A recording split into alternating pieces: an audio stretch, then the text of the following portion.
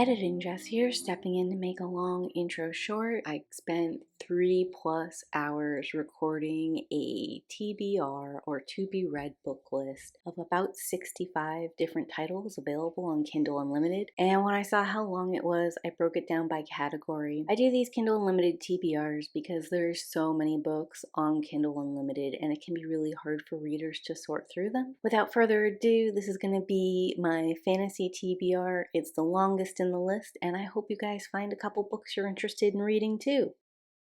On the list is going to be Siren, Our Dark Retelling by Hazel Grace. So this particular story, number one, spoke to me because of the cover. It's got Siren in this gold cursive underneath the water, which is like perfectly evocative for a mermaid slash siren story. I'm also a huge Disney The Little Mermaid fan, so things that are mermaid adjacent usually speak to me. Next is going to be Queens of Beasts, The Life, Love, and Death of Adara Marshall, Book 1 by Phoenix Williams. Right away, I love this cover. It's got like brilliant emerald green dragon scales and like a close-up of the reptilian green eye. Yes, Queen of Beasts, the dragons. Yes, let's do this.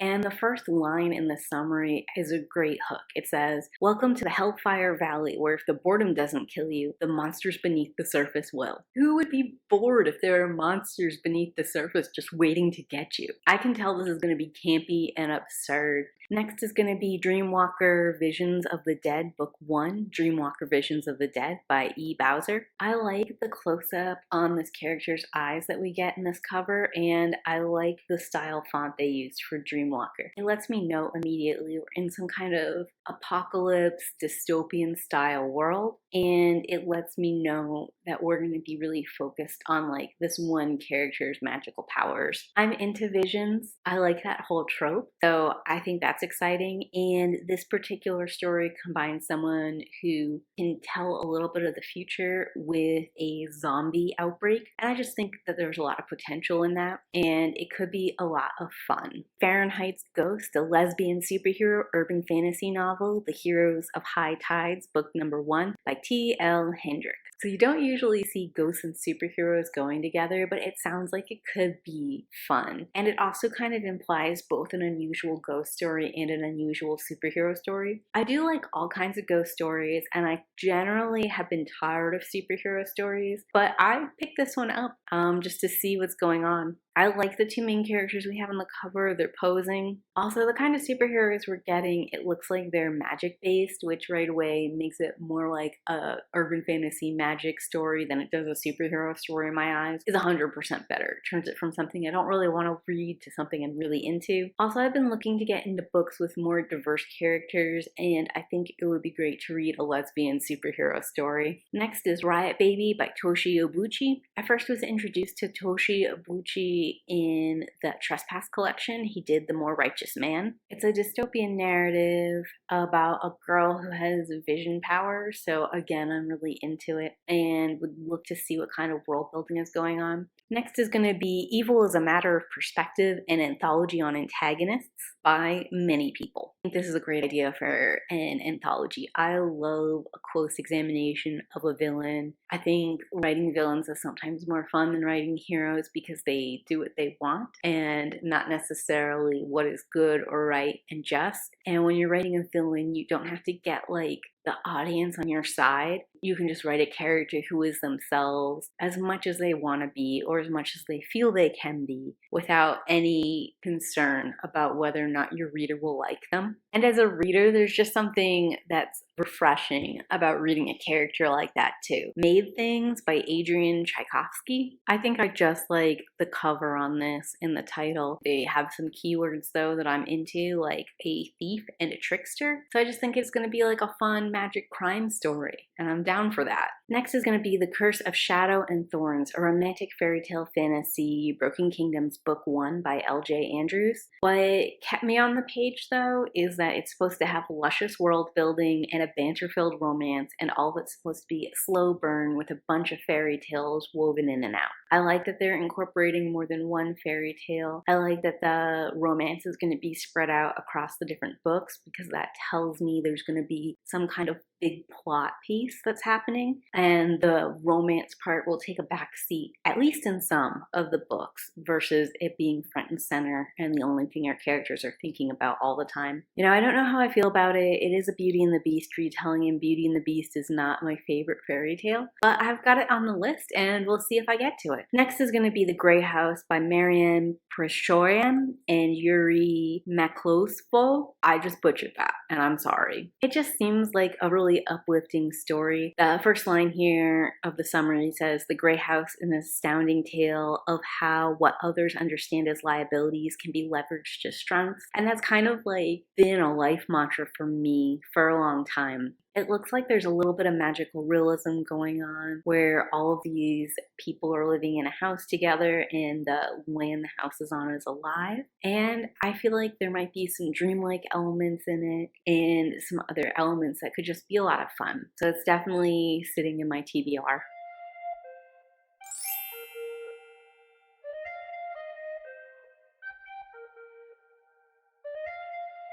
The Unseelie Prince, Maze of Shadows, Book 1 by Catherine Ann Kingsley. You can find it in both the mythology categories and the fairy tale categories. And it's not very long, it's only 338 pages. It is primarily a romance, but again, it's got fae in it. It looks like there's going to be some kind of competition or like court drama going on with a woman who doesn't even want to be queen, but the guy has picked her, so she has to like deal with it. And I'm into those vibes. A Court of Honey and Ash by Shannon Mayer and Kelly St. Clark. I know this is sitting on my list because some booktubers have recommended it to me. But I mean, the summary itself is also kind of interesting. It is channeling a lot of angst. It's got like an orphan fae thing going on, and it looks like we're gonna eventually get like a love to hate kind of romantic relationship. Next is going to be Moonfire Bride by Sylvia Mercedes, and I have this book on my TBR because it is someone struggling to make ends meet who's very protective for their sister and gets lured into a fae situation. And I am always down for the fae. They are depicted in all kinds of different ways, and whether they're like really sweet or really cruel or something else entirely, it's almost always really interesting to me.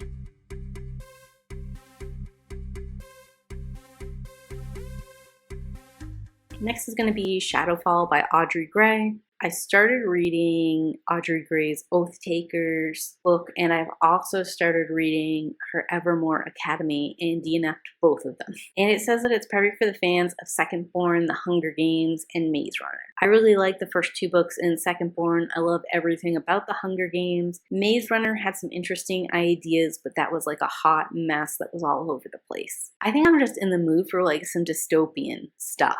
So Shadowfall might be a right time kind of pick for me. Touched by the Fire, Magic Wars, Demons of the New Chicago, Book 1 by Kel Carpenter. She wrote the Demon's Guide to the Afterlife series, and I really liked the first book in that. I'm more interested in Touched by the Fire than I would be otherwise. We've got another strong female protagonist with a tragic backstory where at 16, her family was murdered by witches. Now she's 25 and she has a bone to pick. So I love that we're at a adult age and we're well out of new adult. And I also like that this is going to be a revenge story. There's probably going to be some kind of complication that comes up and she's going to have to get refocused onto something else. And it's probably going to be really fun and sassy and like a little bit of detective-y. So I'm into all of that. Cursed Painter, Art Mages and Lore, Book 1 by Jordan Rivett. So I just found this like whole magical system interesting where Briar, our main character, paints and his paintings can bewitch or maim or destroy people. Like I wanted to know more about that kind of magic, and because I found that to be really interesting, it's here in my TBR. Next is Elven Wings, an Afterlife Paranormal Romance, the complete series by Brittany Chanel. So Brittany Chanel did the Fae and the Fallen series, which I have gushed about previously. First when I read it for the Black Author Readathon in 2021, but I think it also made it into my favorite reads of the quarter and my favorite reads of whole 2021 year. It's a really good series. It's young adult. It's a lot of fun. So I'm excited to read something else by Brittany Chanel that also promises to be kind of like fun and quirky. Elven Wings is a story about a Valkyrie who wakes up with no memory, but the rest of the Valkyries tell her that she's a traitor to her people, and they're watching her really closely while she like tries to perform the daily job and like tries to recover her memory. The one that holds the biggest grudge against her is Jamin, and I think he's supposed to be our love interest. He's probably going to be like a grumpy, skeptical love interest, which will sort of follow what happened in the Fae and the Fallen. But Brittany Chanel does these stories in ways that are really interesting and fun. Glory and Ruin, a Mage's Influence book by Melanie Keller, or Melanie Stellaire. So this magic system spoke to me. I can tell this is an epic fantasy story, and a lot of times I'm not into a historical or a fake history epic fantasy. I like some of the dynamic that's going on here. There are two sisters, one that's supposed to do glory and the other ruin. With our protagonist, her sister got her powers first, and hers are radiance and glory, so she knows when her own magic seed comes in, they're gonna be the ones of ruin and rot. And despite herself just finding out that magic is real and that she's gonna have really strong magic and that she and her sister are going and learning about this, she's still like really excited and enchanted. And you know, sometimes it's nice to have like a coming of age, enchanted excitement story. And with this one, there's like a built-in conflict. If her powers really turn out to be bad, she's gonna have to figure out some kind of way to mitigate that. Maybe there's a good way to use ruin, like if you need to move a lot of dirt or tear down a forest so you can build something else, maybe that's when her power comes in. I guess classically you might think like she's gonna be a warrior and lead her company in battle. I accept like a warrior lady possibility, but I would be more excited to see something a little bit more creative. Or if we like found out that the sister was using her power and secretly she had the bad power, I don't know. Like some kind of twist or something like that would be what would be most interesting in this sort of story.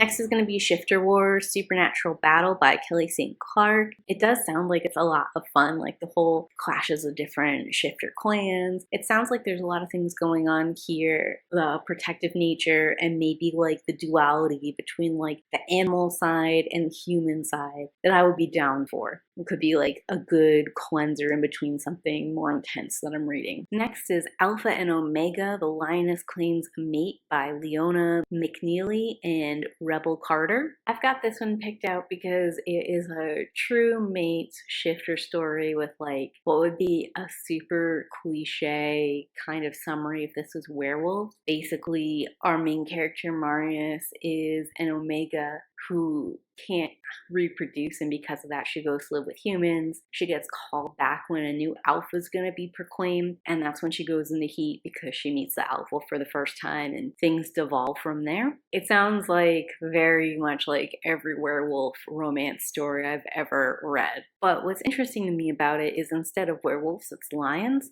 And I'm wondering how that's going to affect the dynamic, because like the alpha omega thing is bad pack science that we have, and we know it's not true. How things work for lions is totally different. Like usually the lionesses are in charge and the lion gets bossed around. And also lions are polyamorous. All kinds of things are very different in lion packs. So I'm just curious if they just change the animals on what would otherwise be a werewolf fic, or if there's other different dynamics that I could see.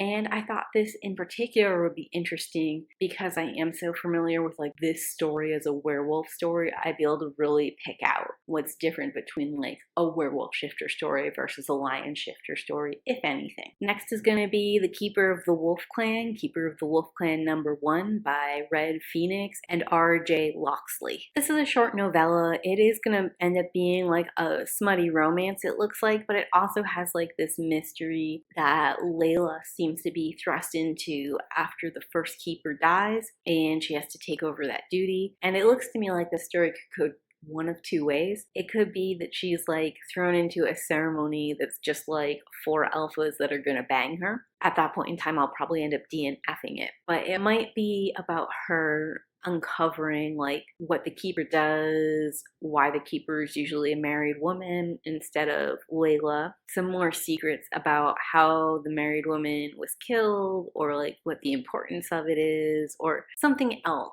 that could be interesting and unique. Kissed by Dragonfire, a paranormal romance by Leisha McCoy. Honestly, the book cover is not to my taste. Doesn't give me quite enough, although I do really like the gold cursive for the word dragon. And the summary feels all over the place, but it sounds like it could be fun. Like there could be a surprise adventure going on. We've got Shula, who is studying dragons, and she secured a place to get like the first set of a certain kind of dragon eggs. Seems like for some reason she gets stranded, she meets a different kind of dragon, and things kind of bubble to the surface. You know, I am always hunting for the next good dragon shifter story, and very rarely are they what I would like. But if you don't read it, you don't ever find a good one, you know? The Alpha's Claim Reigns Pack Series, book number 1 by E. Bowser. This is like your standard find your true mate werewolf story. The twist is in this world there are werewolf hunters, and the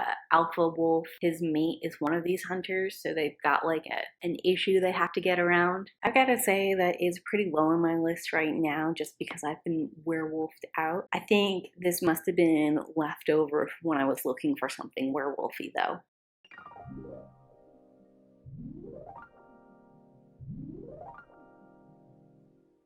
Next is going to be For Whom the Bell Tolls, Darkest Queen, book number 1 by Katie May and Ann Denton. I've read Katie May and Ann Denton's duo work before with the Demon Kiss series, which made it into my best reads of 2020. The whole book is purple, and they've got like the lady being a blindfolded justice sort of thing with 2 demon dogs next to her. That is so my vibe. Lucinda, I guess we're doing a female take on the devil, and we're hearing her side of the story and seeing why she was thrown down to earth, why she's been cursed the way she's been cursed. Next is going to be Ravaged by Monsters, Dark Temptations, book number 1, also by Katie May and Ann Denton. The summary on this really caught my attention because it says there's 2 roles for a human. Either you're a monster's pet or you're dead. And we're looking at a reverse harem, human girl, monster romance. If this is anything like Darkest Flames, it'll be more polyamorous than just plain reverse harem, which I prefer. And I like it because there's immediate stakes. There's a sense of danger and fear for our heroine, and there's a sense of like